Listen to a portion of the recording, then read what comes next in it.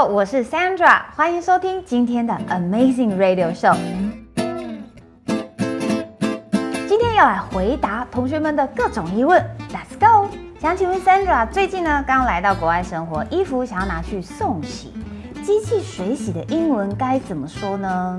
你可以直接跟老板说啊，这个衣服呢是 machine washable， 意思是就是可以用机器洗的哦。但如果有一些衣服比较珍贵，它只能手洗的话，你就要说 this is hand wash only。租屋处的空间狭小，想请问 Sandra 有没有推荐的小型洗衣机呢？说到小型洗衣机，一定要大力推荐 LG AIDD 蒸汽变频滚筒洗衣机。它看起来体积小小，但容量却很大哦，非常适合放在台湾普遍来说比较狭小的居住空间。而且它的外形简约时尚，放在家里整个摆设质感 level up。平常工作下班后还要做家务，每天都感觉时间不够用。Sandra 有什么家事省时的小秘诀吗？